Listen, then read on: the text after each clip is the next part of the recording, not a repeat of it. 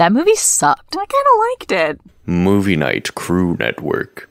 Was anyone except Ron and Hermione going to believe him, or would they all think he'd put himself in for the tournament?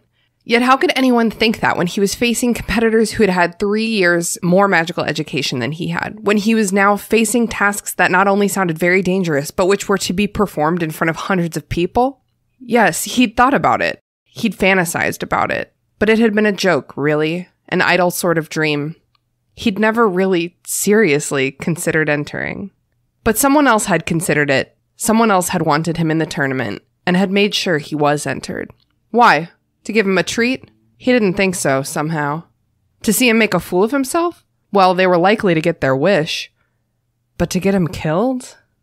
Was Moody just being his usual paranoid self? Couldn't someone have put Harry's name in the goblet as a trick? A practical joke? Did anyone really want him dead?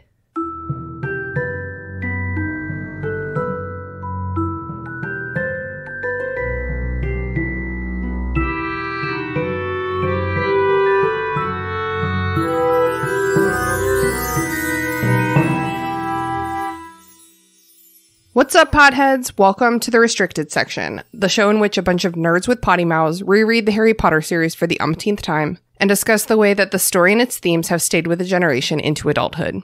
Thank you for listening. If you haven't done the reading, don't worry, we did it for you. Here's what we're talking about today. Chapter 17, The Four Champions. This whole chapter is just the fallout from Harry being chosen as the fourth champion in the Tri-Wizard Tournament. Everyone is mad, but apparently it's a magically binding contract, even though Harry never had the option to sign on the dotted line or not. So he simply must play, so everyone's even madder. No one believes Harry didn't enter himself, not even Ron. So at the end of this chapter, Harry is in danger, emotionally overwhelmed, and alone. Poor sweet baby barely even has a line of dialogue in this entire chapter, for fuck's sake. Please somebody help him. Welcome to the Restricted Section. You are now magically bound to us. Sorry. You can opt out. It's a magically binding contract. No consent required. You belong to us now. I am euphoric to be joined by my diverting friend, Andrew. Say hello to the listeners, Andrew. Hello, everyone. And Tina, quick question. Are there any consequences ever stated at all for breaking this magical contract that I've now been entered into? Well, you see, it's like just magically binding, so that's the consequences that you're bound to. How silly. I forgot that it magically... Okay, gotcha. Right. Thank you. Okay, makes sense. Yeah, you're like magically bound to it. Right, it's a magically bonding... Gotcha. Right. And I mean, wow, if you want to talk about consequences, you can't. You'll never know because you're bound. I mean, it's a magically binding... I can't believe I forgot that. I'm so sorry. And we are very excited to welcome back our beloved friend, Michael Boothby from the Movie Night Crew. Hi, Michael. Hey, how's it going, guys? Pretty good. In the 3 days since I saw your face last, everything has changed. Wow, it's a whole really? new world. No, nothing's changed at all. That'd be wild. Imagine if it did, though, and be like, wow, what happened in those 3 days? Well, we're so excited that you're back. Yeah, what have you been up to since last time you were on this pod a couple months ago? Me? Yeah, you. Oh my gosh. I bought a condo. As you all know, the background's changed a little bit. I'm no longer at my sister's apartment. She's not even at her apartment anymore. She moved in with her boyfriend. Good for her. Very big move. Good for them. Yeah, I got a house, doing all kinds of housey stuff. As I was saying before we started, guys, I'm not a very a DIY guy, so I have this condo and I bought it and there's like nothing in it, and like the walls are all like fucked up. Man, I wish, I would love to live in an apartment that was almost empty. That would be like such a huge relief to me. Yes, really. The burden of all the shit in my home drives me crazy every single day. See, I get that. I totally get that. But also, it's like, when I go to your place, like, for movie night every week, I'm like, oh, this is a home. Well, it's true. People live here. There's memories here. Like, I walk into my place, I'm like, am I squatting? Like, do I even own this place? As my grandma says, you can really feel the love in my home. She only says that because Sean's her favorite grandchild. Yeah. He's like, wow. She's like, wow, you really found someone who would buy you a house, which is all I ever really wanted for you. Really? Oh. That's adorable. I love that. A white dude with money. That's all grandma ever wanted. I'd write that song. That's a fun song. That's all grandma ever wanted. It's like a Bo Burnham song. I'd write that. I vibe with that. I'll have to remember that. Well, before we get to the chapter, we're going to read some owl post from our beloved friend, Mott's. Mott's wrote a little bit of a shorter email. It's more of a joke than anything else, but I'm still here for it. Mott says, "Greetings. Imagine a muggle-born returning to Hogwarts for the new year like... So I discovered this really awesome thing over the summer. It's called True Crime Podcasts and ... They go on to make a wizarding radio show inspired by true crime podcasts documenting and solving all the mysteries that take place at Hogwarts that year. They call it Only Murders in the Castle. I feel like the true crime genre would thrive in the wizarding world, honestly. Also, I really want a Harry Potter spinoff series about some random magic person solving wizard crimes. I hope you all have a lovely day. Bye! I love that. Have you guys seen that show, Only Murders in the Building? No. What's that? Oh my gosh. It is a very excellent show that I think several different people have plugged on this very podcast, starring Martin Short, Steve Martin, and Selena Gomez as three random neighbors who started true crime podcast together about a murder that happens in their apartment building. So it's called Only Murders in the Building because they only cover murders in the building. But Only Murders in the Castle, that opens you up to a lot of different murders. Mm-hmm. Yeah, buildings are very different from castles. Yes, this castle in particular, I think, like, you would be, especially with, like, the backlog of murders that you could get into, you know, like, you could really talk about some historical murders in the castle. Right, it's like talking about the difference between, like, murder at, like, the Dursleys, murder at Hogwarts. Oh, come on, guys. Oh, sorry. Please just insert a laugh track for my self-esteem. Man, with Andrew and Michael on the same episode, I really do need to warm up my fake laughter. Get it? Together. Oh my god. I'm just gonna go cry a little bit. I don't know if that was like 5 minutes. I don't know if that was the best compliment I've ever gotten or like the sickest burn. Why not both? It's a little bit of both. Yeah. Oh my gosh. Oh my gosh. Okay, so this chapter is the four champions, or the fourth champion. What is it called? The four champions. The four champions. Yeah, I know. No, I know. That was a test. And the illustration is just like Harry is just like standing shocked looking at his own shadow. Yes, in the Scholastic the Scholastic edition that has the chapter header illustrations. That is what it is, and it's very sad. I'm like staring at it. Yeah, it's kind of like that's what I got the page up in front of me. Yeah. But it does kind of set the mood. It definitely sets the mood for this chapter. Like Harry doesn't really talk. It's mostly Harry just being shocked the whole time. Present. And then he's like kind of traumatized too, and then he gets back to Hogwarts, and like all he wants to do is like, I want to talk to my best friend about how fucked up this is, and then everyone's just cheering him and giving him shit he doesn't want. He goes to bed, and his best friend's like, "How'd you do it?" He's like, "Fuck you." Yeah, he's like, and then he just goes to bed. It's so classic Harry. He's such a victim of circumstance. Right. Yeah, I would have to contest one thing there, though. He's not kind of traumatized. He is full on, like, pulse pounding in ear traumatized. All the time. Yeah, he dropped the D for a T, and it's not good. Like, What? that doesn't spell right. Yeah, I need a U in there too. Drama. Oh yes. Okay. No, that was okay. I'll allow that joke. Your spirit was good. Yeah, the Bloomsbury Illustrated Edition has an illustration with a similar tone. Like, the first illustration in this chapter is Harry standing by himself against a wall of portraits, some of whom are ostensibly whispering about him, and he's just, like, looking at the floor. Which version was that? The Bloomsbury Illustrated Edition. I can text you a picture. Yeah, please. Yeah, I want to see Andrew that. has it. In this picture especially, Harry looks really young.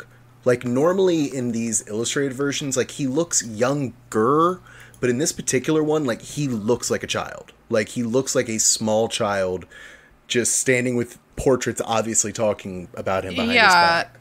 Well, and also, I mean, he is not in a lot of the illustrations in the Bloomsbury Illustrated editions. Yeah, because he is like the vessel for the story. He's not like what's interesting about the story.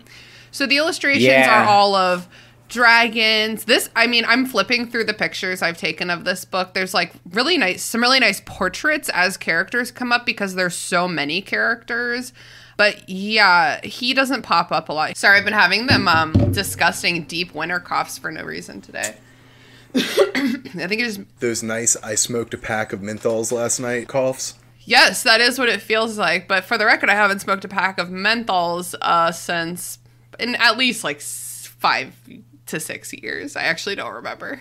I remember there was like a 6-month period that I switched to smoking Newports, and my voice made me sound like a damn R&B singer or something. It was just low and...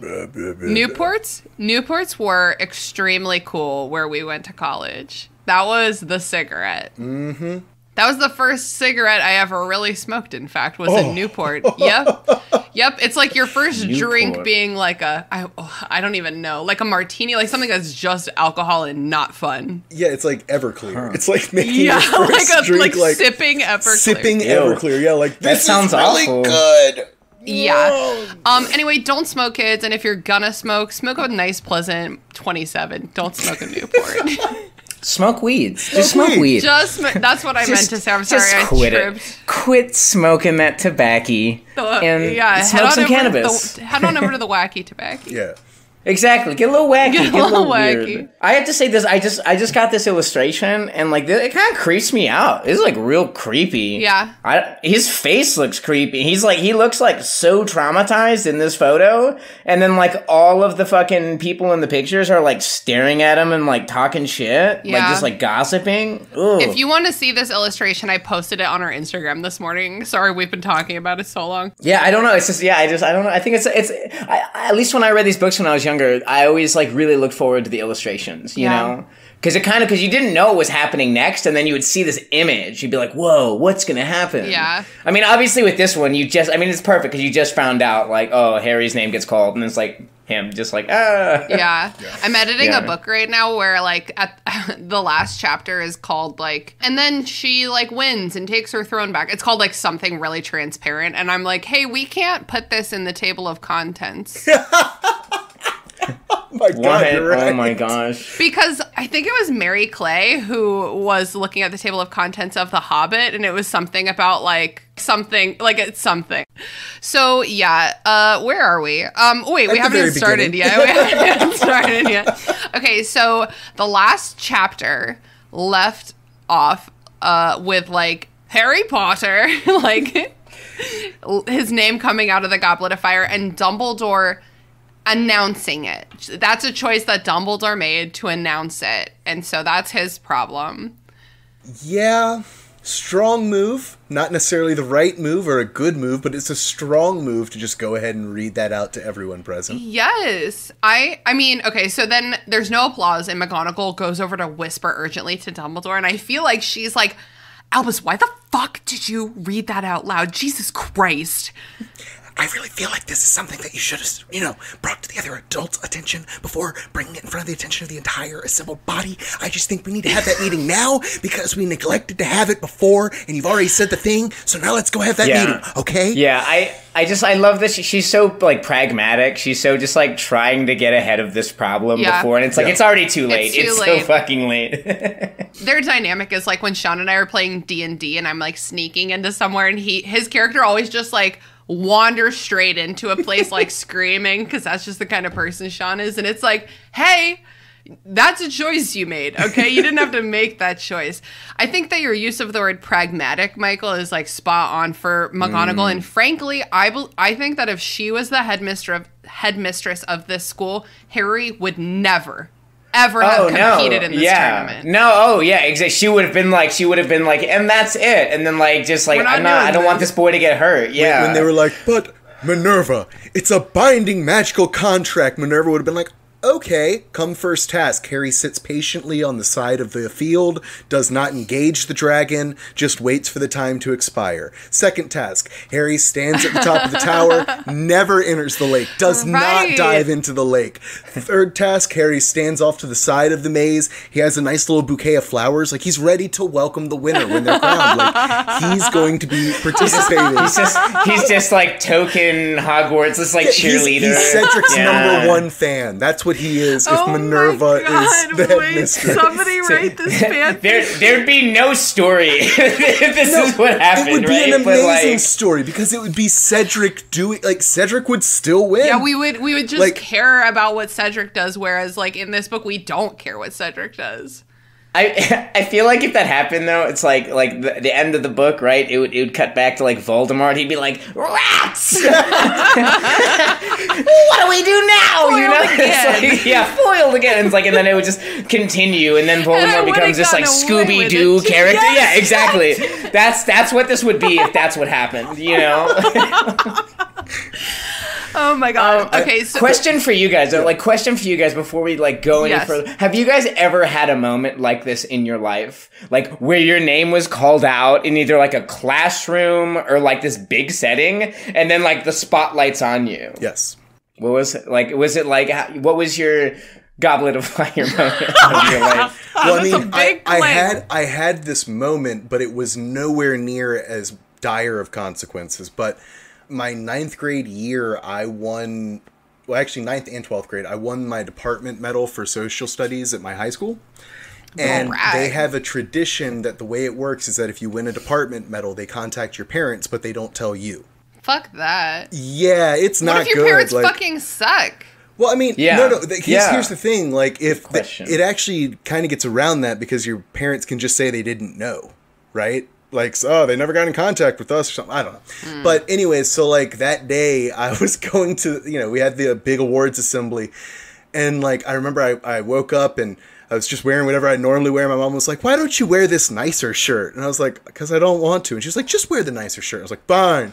And I like go to class and I didn't have my history homework that day. And my teacher was like, that's not something that, for someone who's like a good student, that's not a good trait to have, not doing your homework. And I was like, dude, I miss homework all the time. What are you talking about?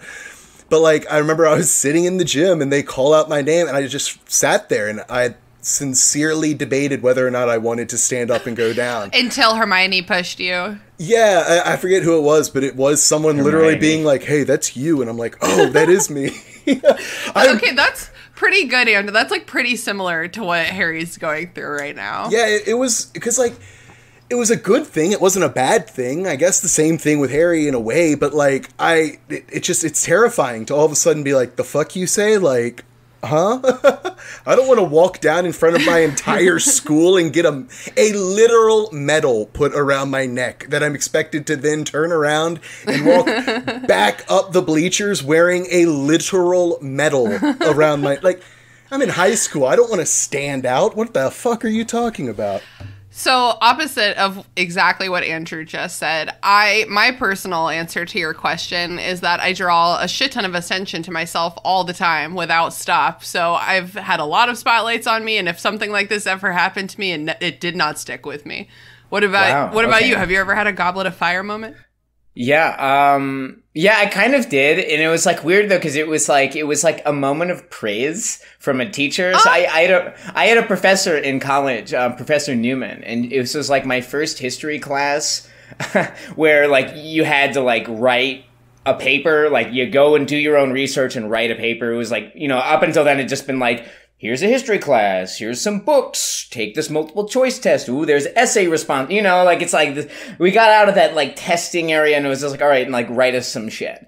And I turned in a rough draft for a paper, and it was just, like, the first day back from, like, the weekend where we all turned in our papers. And my teacher just, like, my professor, she starts the class, and she just, like, it's like everyone gets seated, and she just walks in, she goes, ladies and gentlemen, we have a writer in the room. And then everyone kind of like awkwardly looked around at each other. That explains so much actually about your personality that moment happened to you. And she was like, And that writer is Michael Boothby. And everyone kind of like, they're like, like it was like kind of like this half clap, but also people were like, what? Like what the? And I was just like, and then my professor went on to spend the rest of like the 50 minutes of the lecture explaining what a bell curve was. And like, she's like, here's the bell curve of like skill, like writing. And that like, is so fucking funny. Here's how Michael Boothby is statistically better than all of you.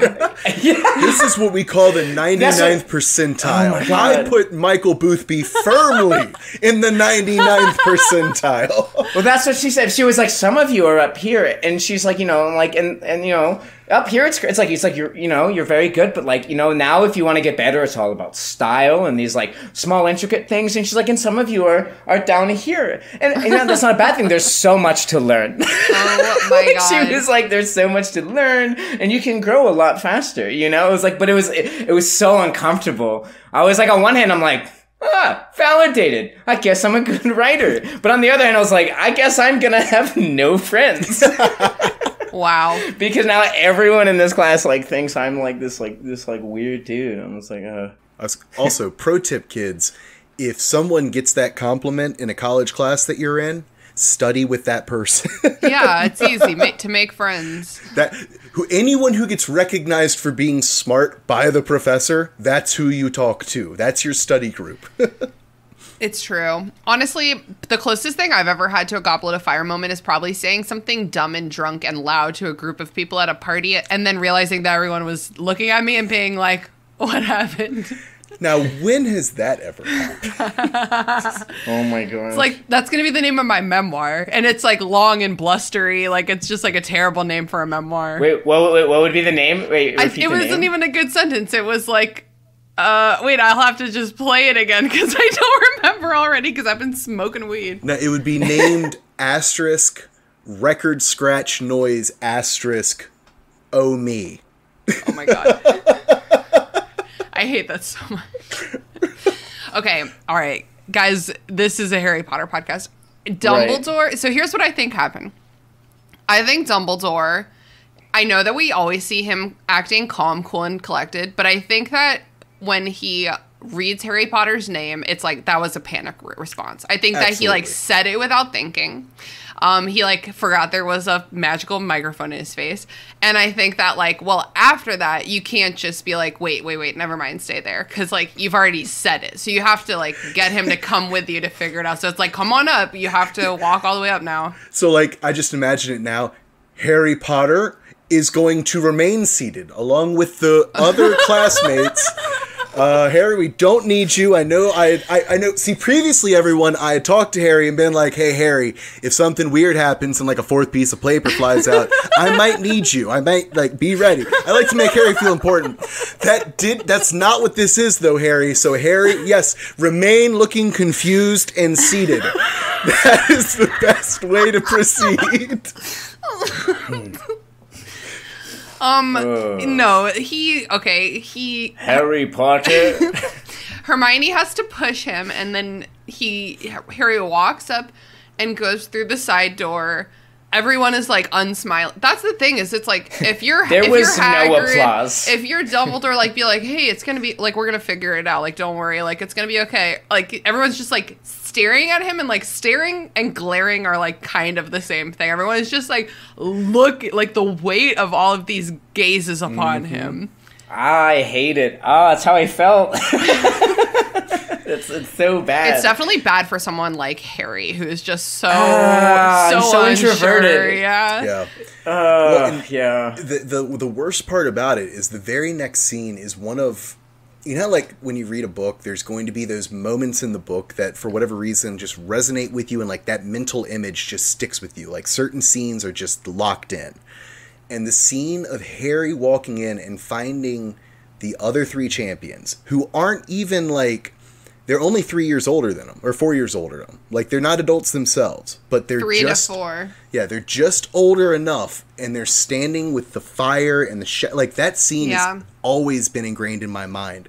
Just because you're so confused, you're so unsure, and then you see what to you, it's like when you're a freshman and you're looking at seniors. They look like adults. Oh my God. And so you're looking at these guys and gal, and they're just like looking epic. They look like action heroes, like leaning against the mantle or both hands behind their backs, you know.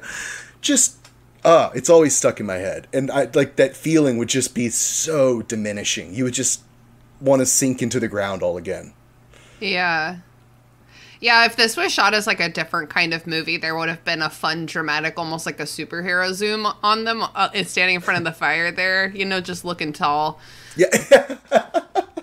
I mean, the difference between 14 and 17 is significant. And Harry is a baby. Mm-hmm. So is he 14 in this? He's always the age of the number of the book. Oh, plus that's so 10, helpful. though. Yeah, okay, yeah, okay. Yeah, he's a baby. 14. You know, Goblet of Fire. And we haven't witnessed him learn any good spell. He knows how to do Expecto Patronum, which has a very specific skill set. Yeah, that's not like a main spell. It's like such an obscure spell. Yes, it's like, you know when you like upgrade your skill like tiers in a video game, it's like instead of doing any of your like basic stuff, it's just like doing like the highest one in this like random category, and it's like, why? That was a waste of a point. No. You need to know how to shoot an arrow first.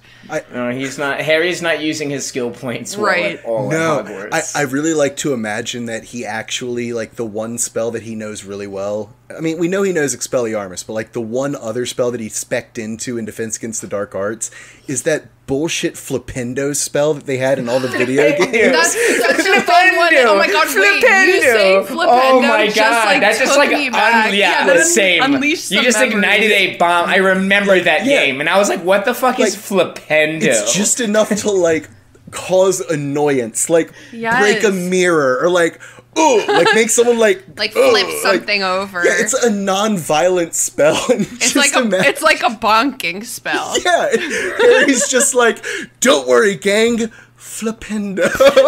It's so cute.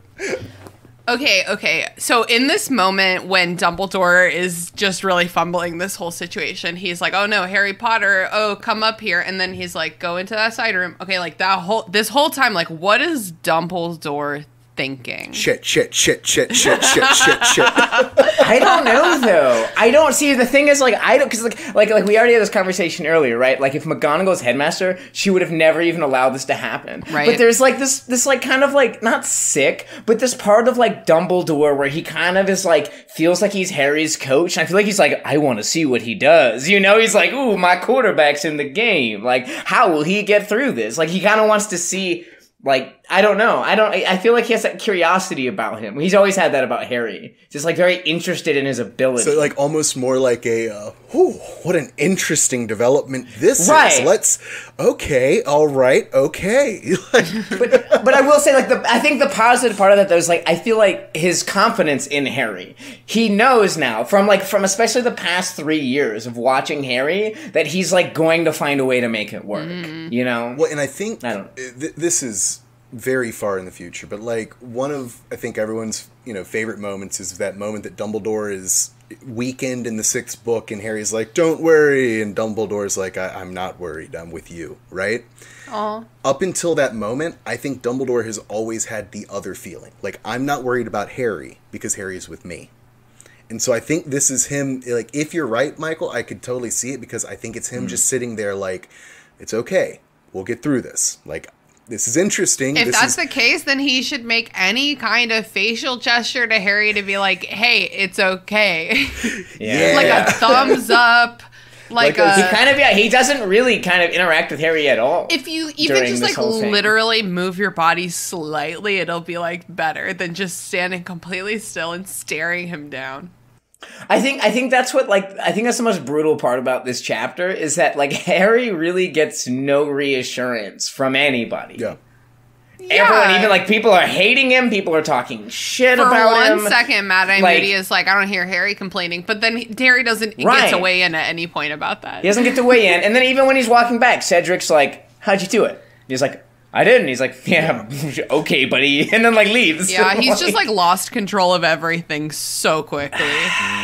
So, Harry goes into this side room. It's, like, a study with portraits in it? Like, what is this room?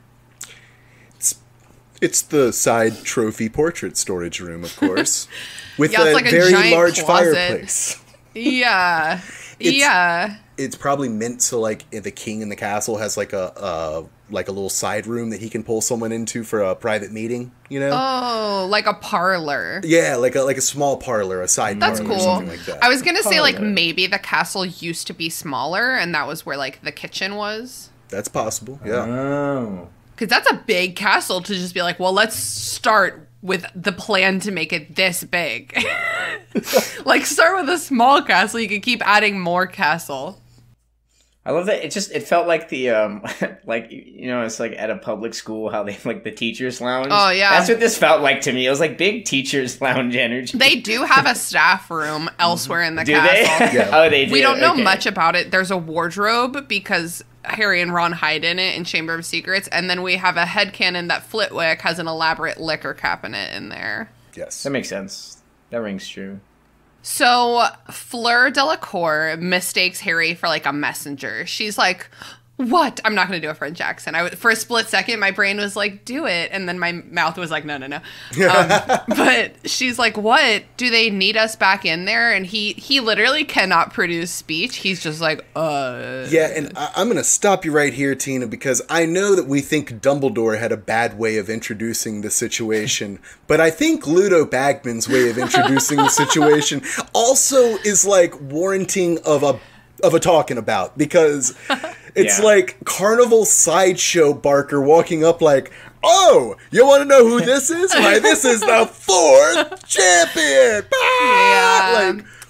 He just hypes him up. He's extremely stoked. Yes. Yeah. Which, like, if you really think about what's going on, it's actually really fucked up because It's so fucked up. Yeah, because Bagman's like, I'm gonna make so much money. Which is like really ridiculous. Like the audacity of Ludo Bagman to think that Harry could beat all of these big kids. Because he thinks he's going to, like, you know, Ludo's going to beat the children. He's just going to use Harry to do it, you know? I can't believe him. Ludo Bagman is one of my favorite characters in this series. I think he's very fun. He's like a very shitty guy, and I enjoy every single moment we spend with him. I wonder if there's a lot of background lore on him, because he would be a great bastard for Behind the Magical Bastards. You are right that he would, but I doubt there's enough about him. Yeah. I will say, I've only now reread like 2 chapters from Goblet of Fire but they both featured Ludo Bagman. And I'm like, how is this guy not written into the script for the movie? Like, he's so fun, but he's red herring, so you don't need a red herring, I guess technically. Yeah. Why not though? I don't know. It's like it just would have added. I don't know. After reading, especially this chapter, that movie is long. I think Goblet of Fire could have benefited from being split into 2 movies. I know that would have been like really rough to do in the middle of producing a series. With like all child actors, but I think that a lot of stuff was taken out that could have made for a more 3-dimensional film. Absolutely. I think so. I'm just even looking to see if how much there is on Ludo Bagman. Yeah, like does it say what Hogwarts house he is? No, there's not enough, I don't think. Okay, well, we'll talk about this more later.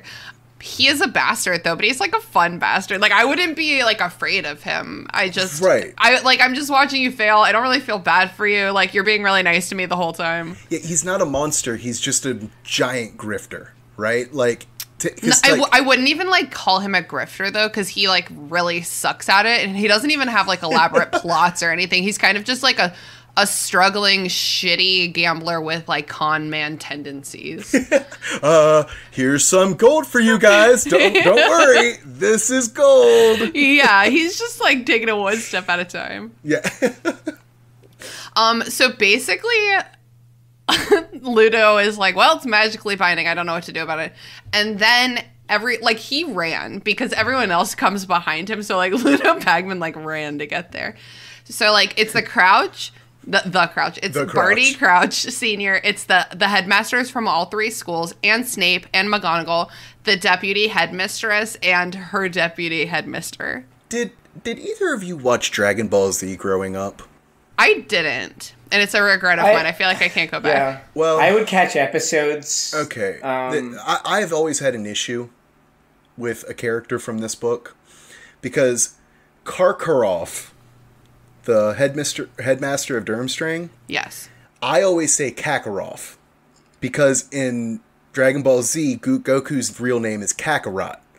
So, like, I've always been saying Kakarot, and then I only realized this read-through that I keep in my head saying Kakarot instead of Karkaroff. So I just want to go ahead and get out there and blame Dragon Ball Z for that. For any time you might hear me say the name Karkaroff as Kakarot, because I'm not going to stop it. It's just going to happen. Kakarot, I hardly know her. Ha-ha! Hey! That's what I'm talking about. So, everyone is saying a lot of words, and they're all very mad. Hi, Moody. Snape's first words of the book are extremely cunty. Oh, he is. Yeah, he's a real dick. Here's the thing. Snape can read minds. Snape, in this moment, there is no way around the fact that Snape can read Harry's mind in this scene. He knows that he's innocent, and he knows that he's panicking, and he still says the shittiest thing he could possibly do for the situation. Slytherin. No, that is not resourceful. That's evil. He just Slytherins the fuck out of it. What if he doesn't read his mind, though? What if Snape understands that morally it is wrong as fuck to read There's no way in this mind? moment. That makes no fucking sense. No, Come on. There's nothing. No, it's just anger. He's just like, has an mad. excuse He's to just be upset at Harry, and he'll take it every time. He's mad at James, and he's still mad at James. Exactly. Harry. Okay. It's so unfair. So let's talk about the elephant in the room. Calmly. Dumbledore said calmly. Okay. You mean the greatest acting that anyone has ever done in a Harry Potter movie? The truest portrayal of the text as written? Okay. So, in case anyone doesn't know what we're talking about, the book says, Harry, did you put your name in the Goblet of Fire? Dumbledore said calmly. And here is an audio clip from the movie. Harry! I protest! Harry, you put your name in the Goblet of Fire? No, sir. Okay, so it's this has bothered people. Does this discrepancy bother y'all as much as it bothers the internet? Does he not say it? Does he not say it calmly? And I wish we played the. Harry, you put your name in the goblet. That was a great impression, but I'm still gonna gonna play. Is it just? It was the new Harry Potter guy. Yeah, the new actor. Yeah, he was way too intense here, I think. I protest! Harry! I protest! Harry, you put your name in the Goblet of Fire. Harry, put your name in the Goblet of Fire. He throws him into a stack of trophies. It's like the. I found a YouTube video that's just him saying, Harry, did you put your name in the Goblet of Fire on repeat for 10 seconds? Okay, so does this... I mean, do we care about this? I hate this. This performance is terrible. You can't use all the word. It's like one word. Breathe, dude. So, this actor is named Richard Harris. I said Michael Gambon. Michael Gambon's the first Dumbledore. Yeah, the OG Dumbledore. Richard Harris is notorious for bragging about I'm not going to read these books. I want my interpretation of Dumbledore to be pure. And for the most part, I don't think that mattered. For the most part, I think he's a pretty good Dumbledore. But it's moments like this where it's I see that you have misunderstood this character entirely. Actually.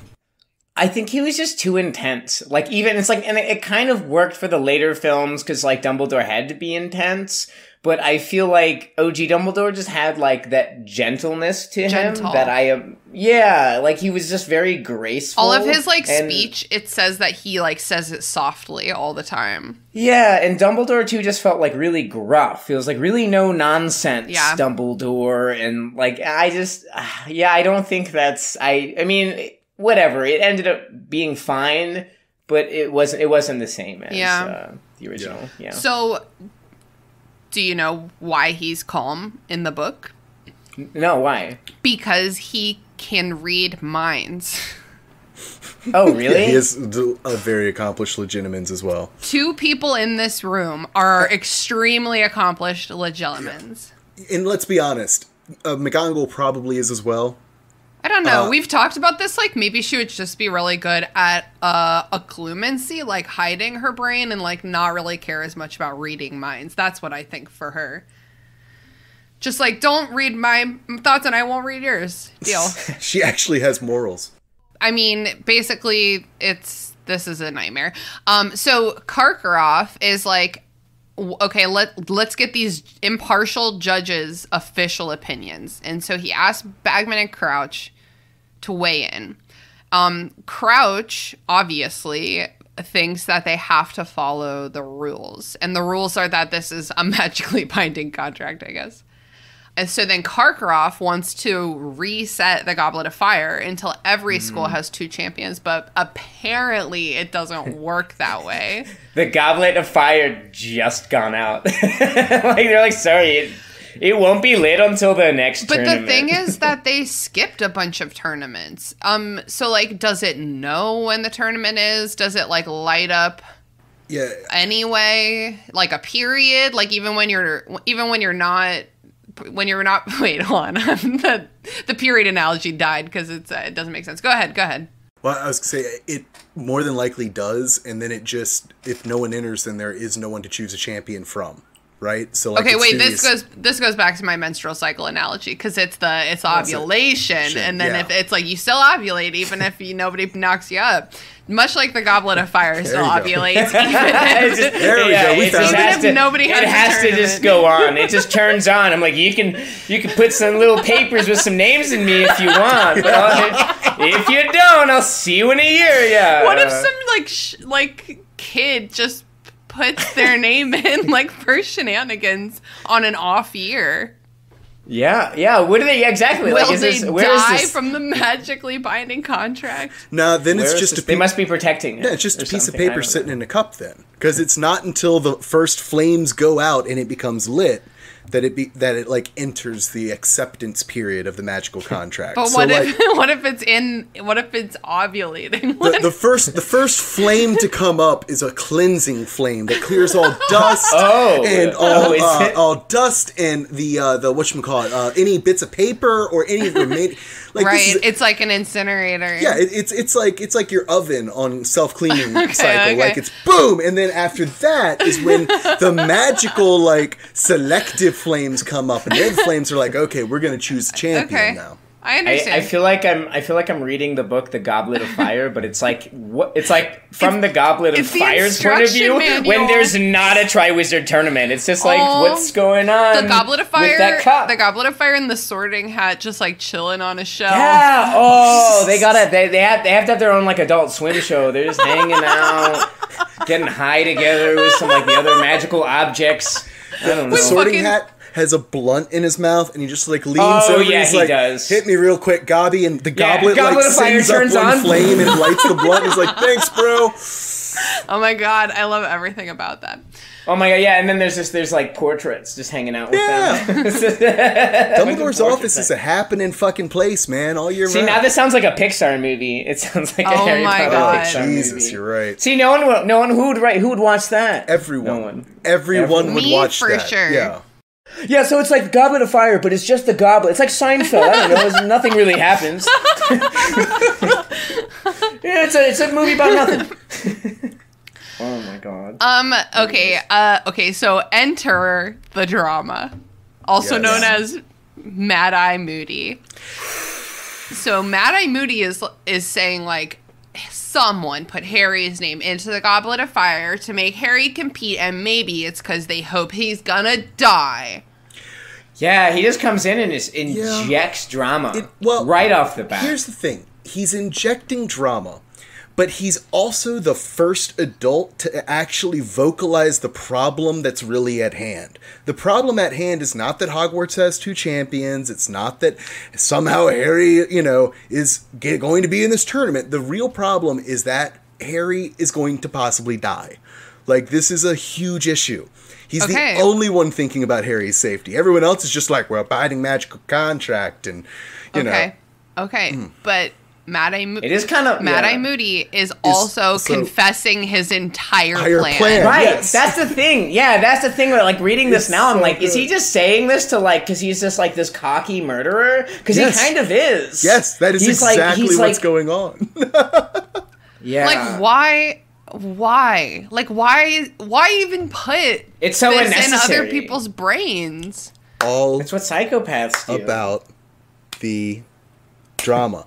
Yeah, he's just, like, testing his boundaries. Yeah, it's literally just, I know I can say this, because, like, and it's brilliant, because everyone's focusing on Harry. So even the mind readers aren't going to be, like, probing old Mad-Eye Moody. Yeah. No, I mean, like, he even kind of, like, is, like, complimenting himself, right? He's like, imagining things, am I seeing things? It was a skilled witch or wizard who put that boy's name in. And then everyone's just like, he's just like, ooh, look how good I am. I'm imagining a scene, like, from the extended edition of Goblet of Fire that doesn't exist, where it's, like, David Tennant having, like, a David Tennant moment in, like, the mirror of his, like, quarters or whatever. And he's just like, okay, well, when the name comes out of the goblet, what does Moody do? Like, what does Moody say? And then he's like, I think Moody says someone's here doing a plot trying to murder him. That's exactly what Moody would say. All right. Got it. Yeah. Good. See, that'd be a cool book. That'd be a good book. Goblet of Fire, but from his point of view. Yes, I would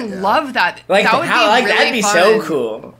Because it's him trying to, like, not to, it's this whole total anti-hero thing. Oh, and, like, where's that? He is hustling and bustling. Warner Brothers, get on this shit. Come on. Come take my $15 or whatever the hell a movie costs nowadays. Just make the goddamn thing. Let me write the B-side Harry Potter movie. Okay, so... It'll never happen. So Moody and Karkaroff are, like, beefing. Moody reminds Karkaroff, he's like, it's my job to think like dark wizards, which you probably know about because you used to be a dark wizard and we have a history. Which, he's not the only person in the room that used to be a dark wizard. Like, it's the true. crime that he is being accused of, literally another person right there did the same fucking thing. Yeah. And I like Snape, and I say that, like... But I think the reason that Moody unduly targets Karkaroff is because Karkaroff ostensibly, like, ran. Yeah, he abandoned Voldemort. Yeah, he abandoned Voldemort, but, like, Snape didn't. Like, ostensibly didn't. There's a lot of ostensibility here. So I think that Moody's like, I'm gonna stay on Dumbledore's good side and leave Snape alone. But, like, Karkaroff's here, I'm gonna have some fun. Yeah, I'm gonna fuck with this kid. Okay, so Dumbledore gives the final verdict. Who let him do that? He's like, Harry has to compete, and, like, I guess just R.I.P. free will.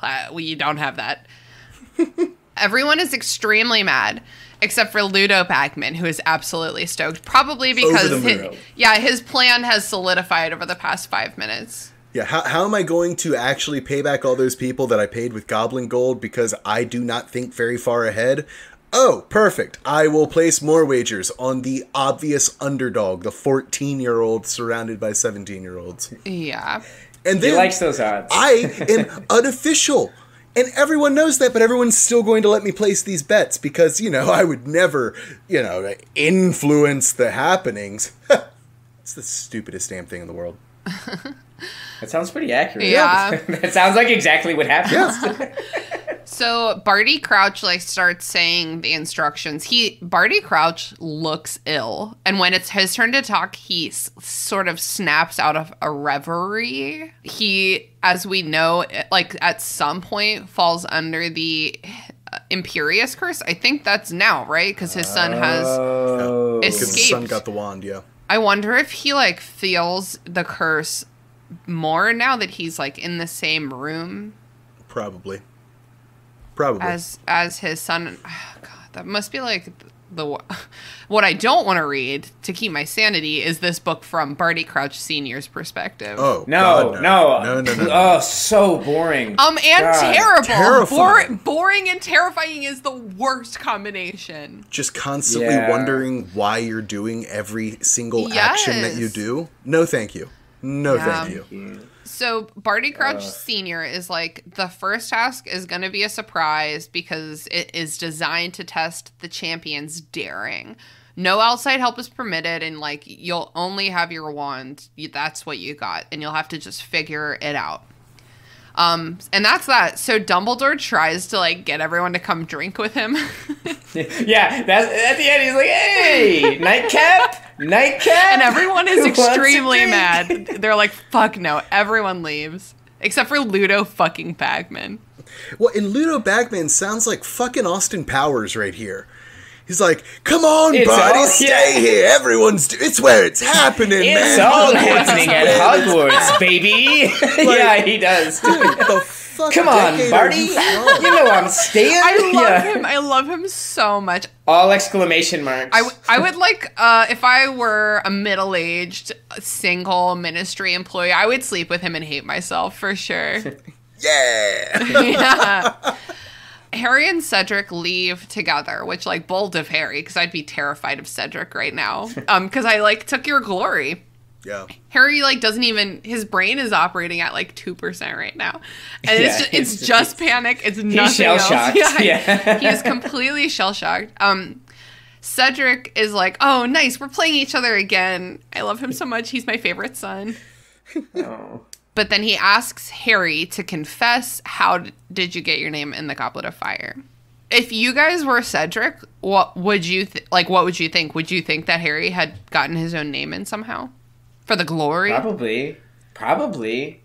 I feel like they both have that, like, competitive edge, and I feel like if Cedric were Harry, like, he'd probably try to do the same thing. I don't think I would, because for everything that happens in this chapter, Harry consistently acts in a way that says, I'm terrified and confused. And, like, Harry is a lot of things. He's not an actor. So if I was Cedric, the moment that a fourth champion walks in, you're going to be focusing on that fourth champion. And if every single thing that he does says that he's a scared little 14-year-old kid, I'm probably going to assume he's actually a scared little 14-year-old kid. Yeah. I might ask him, but especially, like, the way that it's written, Harry sincerely is just like, I have no clue. I'm very trusting by nature, so I probably would be like, okay, I believe you. Yeah, I am also very trusting by nature. I think I'm with you. I think that if I had been observing his body language, and the fact that he, like, did not speak, I'm pretty sure, like, once the whole rest of the chapter, I think I would probably not really, I'd be like, whatever it is, he is not happy about it, so let's just not talk about it. Yeah, exactly. If nothing else, I would drop it. Like, Yeah. At least he has the good graces to do that, because I would have been like, okay. They weren't, like, good friends, were No, they? hard They were, no. like, kind of acquaintances, right? Because I was going to say, like, right, it feels like a good friend. They're like, frenemies. Really, okay, yeah, because I was going to say, like, really kind of lacking emotional intelligence here. Like, well, right? Like, well, see you then. Like, Harry's, like, kind of sad. He's showing he's kind of sad, doesn't really know what's going on. He's just like, all right, bye, dude. Cedric is not subtle, I don't think. No, he's not. So Harry goes up to the common room and his thoughts are spiraling. He's thinking about Voldy. He's like having a panic attack. I think he probably is having a he straight really up panic is. attack. Yeah, it's like, you're right. it's like bad. really anxious. Yeah. And then the worst thing in the world is that Gryffindor receives him enthusiastically, to say the least. They're like raging. They are literally raging. No one wants to hear anything he has to say. Like, it's almost like he got to the party 3 hours late and everyone's too drunk for him to, like, really communicate with. Yeah. Yeah. That's what But he's this also feels like a celebrity. He's like a celebrity and everybody wants to party with him. And, like, I can't believe that, like, for example, Angelina is like, oh, if it's not me, at least it's a Gryffindor. And it's like, no, bitch. Yeah. Like, you This is a child! Yeah, like, you could have been, like, the right kind of him. Like, this isn't right. This isn't, like, whatever, dude. They're all... But see, it's like, right, and right before, like, right as this is all happening, he's like, who would want me dead? He's like, Oh, yeah. that fucking Voldemort that guy. who just fucking hates me. The guy who tried to just kill has me. always hated me and every year tries to kill me. kill me every year, and that's not including the time that I was a baby. Yeah, it's bad. He's like, no, he's far away. He's on an island. He's weak. And he's like, wait, but I had that fucked up dream. Keep having these fucked up dreams, and they're kind of real. Probably means nothing. Like, not to worry. God. I mean, I only encountered him 2 of my 3 years at this school. I'm sure it's not going to happen again. No, it was all... No, it wasn't. No, it wasn't. No, you're right. But in 3rd year, there was the prophecy. That's true. He did. Oh, he's always around. Like Voldy's he's a always lurker. on my mind. You know, like he's just there. He's just in the like shadows. He's just in the shadows. It's other people. just like blah, waiting to reach out. Until he's not. Yeah. Until he's in the foreground. Yeah. So no one's listening to Harry be like, I don't want to party. I'm like, at some point, I'm like, this is your problem, Harry. Like, just get out of there. Like, handle the situation. He doesn't know boundaries. He has no sense of boundaries at all, or like standing up for himself. Yeah. And so, like, Ron and Hermione are mysteriously missing. So finally, Harry has to, like, literally scream that he's tired and, like, run away. Which, like, have I ended a party like that? Yes. I was there. But, you know, there are more elegant ways. He's not even drunk. You know, sometimes when you're that drunk, there isn't a more elegant way. No, there was no elegance. It's like, because he could have walked in and been like, thank you, everybody, but I'm good. Mike really knows how to escape a party. Yeah. I did. I Irish goodbye to party last weekend. I showed up. I had a great time. As soon as I stopped having a great time, I just left. I just walked down. When Sean and I go down to Virginia Beach to party with our school friends, when it's time to leave, I am always like, can we please not say goodbye? Because it's all of them, and they all never get to see us. And I'm like, we can't. Oh my god, you'll never. We can't leave. do the party loop, dude. We have to just thank the host and get the fuck out of there. Yeah, get out of Dodge. Right. Yeah. When Harry gets up to the dormitory, this is like this is the most nightmarish part of this scene to me. Is like the slow realization that like your best friend is like really not supporting you. Ron is Andrew is doing a terrible face right now. Ron is at first Harry is like he's smiling, but then when he looks closer, he realizes that Ron is like grimacing. I know that Rupert Grint probably didn't have like quite the mastery of like this range of face acting at that time, but I wish they'd leaned into this, because instead in the movie what they did was that dramatic zoom in on Ron's face and like the rage music and like his face is just so angry, like as Harry's walking up to the it's to a the bit stage much. or whatever it's called. The bed. What? You said walking up to the stage, but it isn't. Oh, you mean... I meant in the movie. It's not the stage. It's like the front of the teacher. You know what I'm saying? The front. Yeah. The place. The podium. He goes up. So... It's just too much. It's the same as like with Dumbledore in the movie. This is like anger, more intensity. It's like what happened to subtlety? Yeah, just chill out. Chill out a bit. Yeah. So Harry insists that he didn't put his name into the Goblet of Fire and someone did it to him. But Ron doesn't want to believe this, so now we're fighting. I do have to give Ron a little bit of credit, because the way that it reads to me is almost like he's not mad that Harry didn't tell Ron. He's mad that Harry didn't tell Fred and George.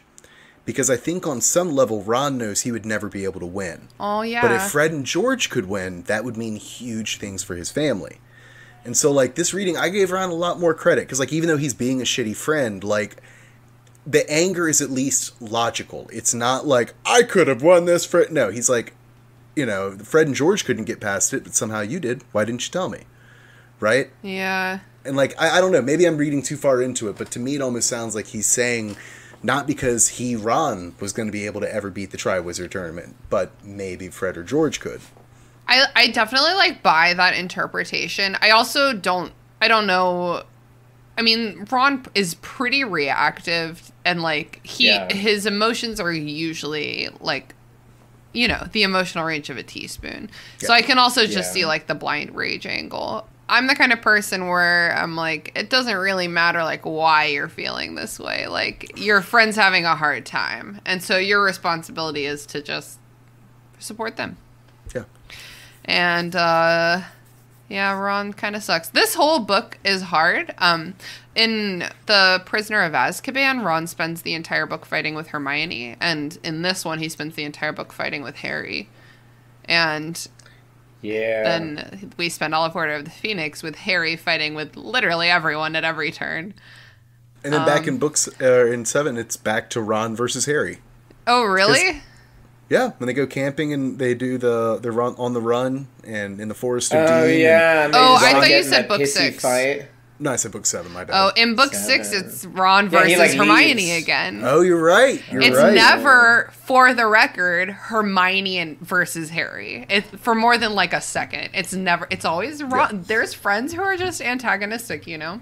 Well, that's why it breaks Harry when in the Forest of Dean after Ron leaves, she like becomes despondent. Is because at that point it's like, oh my god, I've lost Hermione. I've lost my goddamn Rock of Gibraltar. Like,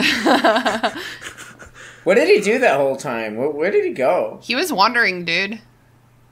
Wandering? Was it van life? He couldn't, basically, because he like couldn't find them again because they were under a lot of protective spells. So he spent like that whole time like trying to follow them. Yeah. We'll get there. Yeah, we'll get there. In 2025, I did the schedule. Shit. Yep. 2025. Wow. So that's it. Is there anything in this chapter that we didn't touch on, or any themes you want to drive home? No, I think we pretty much hit everything. Harry's a sad, scared boy, and every adult besides McGonagall is acting either inappropriately or poorly, and then every other child, because they're children, is acting also inappropriately. Yeah. This is actually, it's one of the few chapters where I really feel bad for Harry, because a lot of the time it's just like Harry, foot in mouth, just like fucking everything up, and I'm like, I don't have any pity for you. Yeah. You chose this life, but like right now for this chapter, no, this is just happening to him, and he's a baby, and no one is looking out for him. Yeah, I will say compared to the last chapter I was on, which was, what was that, Bagman and Crouch? Yeah, which, you know, it's like, cause that scene felt very much just like a scene in a sitcom, right? It was these things happening, and it was like kind of weird, and like Harry's just kind of observing it. Like, nothing really happens to Harry, and this is like the whole scene is like honestly rereading this like now at this age, I was really affected by it because it was such an anxious moment for him, and really this is like kind of the inciting incident of the whole book. It is. Yeah. It's like the Goblet of Fire. We finally get to it, and then Harry's name is in, and then like the castle explodes with emotion and drama. It just explodes. Right, no, but it's like, 'cause up until that point, everything's going according to plan, and now it's all fucked. Yeah. And no one knows what to do, so it's like, it's such an exciting chapter, and then like you're left with just like, at the end with Harry, and it's like, he can't catch a break from anyone. It's like, for me, finishing this chapter is like, God, like, I don't want to wake up tomorrow as Harry. Yeah. Oh, God, everyone's talking about you. So many people hate you. You might die. And you're like, it was just going to be a normal year at school, like, right? Yeah, it definitely would be hard to get up the next day. Yeah. Not envious of Harry in this next chapter. This definitely is the kind of chapter where it would be hard to read on a bad mental health day. Like, if you're already feeling anxious and you're like, I'm going to snuggle up with some Harry Potter, this ain't it. Go back to Sorcerer's Stone, because this ain't it. This ain't it, kid. Go back to Sorcerer's Stone. Yeah. This is what we call a bad move if you think that this is going to make you feel better. Yeah. Exactly. Well, are we ready to move on to plugs? Yes. Okay, great. Sure. I would love to start by plugging our Patreon for as little as $1 a month. You can join our Discord server, which is a super fun place to be. And for the $5 a month tier, you get monthly bonus episodes. And on this month's bonus episode, me and Andrew and Layla talked about the Hogwarts School of Prayer and Miracles. My favorite thing I've ever read. Which was extremely fun. Honestly, I was going to say if you enjoyed our My Immortal episode, you'll enjoy this one. But if you enjoyed our My Immortal episode, you're already a patron. Already a patron, yeah. A patron. I said Patreon. Sometimes I call the patrons Patreons, and that ain't right either. That's not the look. And also, real quick, I just wanted to plug a friend of a friend's small business on Etsy. It's called Jade Rain Creations, and the entire time I've been sitting here, I've been smelling the Ravenclaw scented candle from their shop. It actually says Ravenclaw, the scent is the restricted section. So there was different scents for different houses, but the Hufflepuff one was like, I don't know, butterbeer, like whatever. But the Ravenclaw one was the restricted section, so I had to get the Ravenclaw scent. So I'm gonna link that in the show notes. They have candles and like wax melts and like some new like beauty products and some cute little crochet things like wine necklaces. I'll link it in the show notes. Check them out. Nice. Andrew, what do you have to plug this week? Well, I'm sure this will come as a surprise to very, very few people. But Robert Evans has released a new podcast. It's a limited run series called The Assault on America, and it's all about kind of leading up to and the day of January 6th. If you are in a good enough mental state that you're willing to listen to how a whole bunch of people had a whole lot of bad things happen that led them down a bad road, I highly recommend listening to it. But only, like I said, only if you're in a pretty good headspace, because it gets dark. It gets real dark. But yeah, that's going to be my plug this week. Awesome. Thank you so much. Michael, where can people find you on the internet? You can find me on Instagram. It's Michael Boothby. That's the handle. I've also got some music out there, guys. I'm trying to get some more music out there. I just created a Spotify artist playlist. I did just drop a song, The Second Mouse, which was inspired by Movie Night Crew. Yes. Watching Catch Me If You Can. I wrote this little electronic song and I sampled Christopher Walken, and I'm like, I'm gonna drop this on Spotify. It's pretty iconic. I don't think I have. Yeah, I don't know. I enjoyed making it. It sounds pretty cool. I don't think I have any listens or fans or followers. Oh my so God. You can check it out. Yeah, I'm so yeah, I'm on Spotify. My SoundCloud has a little bit more, but I'm trying to record some more music. I promise once I get my condo set up and a little more equipment, I'm gonna produce some stuff and get some more stuff on there. But yeah, if you're into music, check it out. Yeah. And what have you been watching, reading, playing, listening to lately that you think that the listeners would enjoy? I mean, I'm gonna have to go with Project Hail Mary, which was the book club book for last month. Was that November? Yeah, November. Yeah, Andy Weir, Project Hail Mary. Read it. Just read it. I'm sure the movie's gonna come out with Ryan Gosling. I'm sure it's also gonna be amazing. But just read the book. It's one of the best books I've read in years. Science fiction.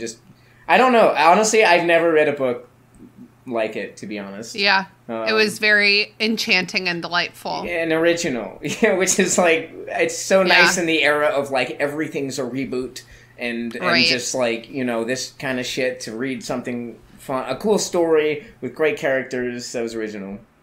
It's like one of those books where I felt smarter while I was reading it. It reminded me of when I was in high school and I would read Dan Brown books and I'd be like, well, I guess you could just call me a history aficionado now. Yeah, exactly. I'm officially a symbologist. You realize that's not actually a thing. Like, Dan Brown made that up for the book. Yeah, well, now it is a real thing because that's me. I'm a symbologist now. I loved Dan Brown when I was in high school, and a lot of people have made a lot of fun of him to me in my adulthood, and now I can see all perspectives. I still deeply love Dan Brown. I love his books. I deeply love Dan Brown too, but they're very predictable. They're like, hey, let's write a book to make dumb people feel smart and buy all the books. And it's like, okay. Yeah. We fell into this trap. Anyway, Michael, thank you so much for joining us. We really appreciate it. It was a little last minute and you really saved the day. Hey, thanks for having me. Again, I love Harry Potter. It's always a joy to come back and like read a chapter, especially at this age with like all the experience I have now that I didn't have when I was 14 reading this. Yeah, we're so old now. So old. And to the listeners, Merry Christmas, Happy Winter Solstice, Happy Kwanzaa. Hanukkah was a couple weeks ago. Slapping Saturnalia. Yeah, New Year's coming up. I'm sure there's a couple that I'm missing, or maybe more than a couple. I don't really know. But 'tis the season to do whatever the fuck you want that makes you happy. And I hope everyone enjoys the festivities, whatever they may be. All right, gang, I gotta go finish reading Weasley and Me, 7 Years of Stupid Arguments before this book gets mad at me. Bye. Bye. Bye.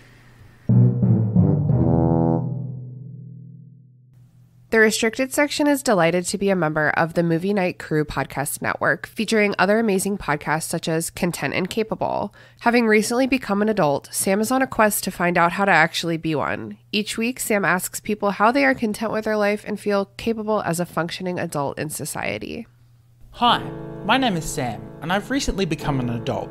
But let's be honest, I have no idea what the fuck I'm doing. Like, can I still enjoy the kiddie rides at theme parks? And how do I look important and feel relaxed while travelling? Join me as I ask people how they are content with their life and feel capable as a functioning adult in society. Each Monday, myself and a guest will chat about a topic they feel passionate about and our adventures and struggles of being an adult in the real world. The Restricted Section was created by me, Christina Kahn, based on the book series by J.K. Rowling. All music by Ryan Kahn. Logo by Michael Hardison.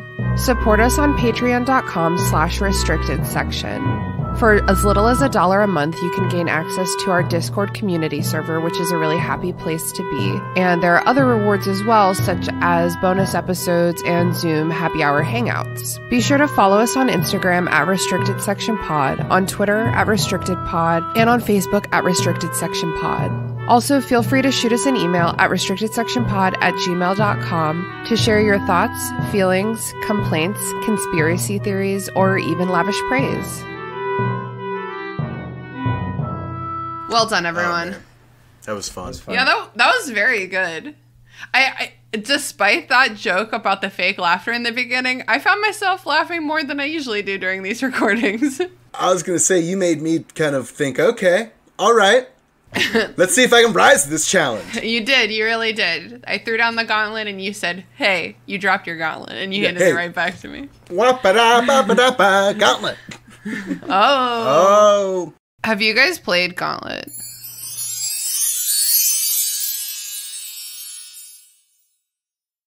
That movie sucked. I kind of liked it. Movie Night Crew Network.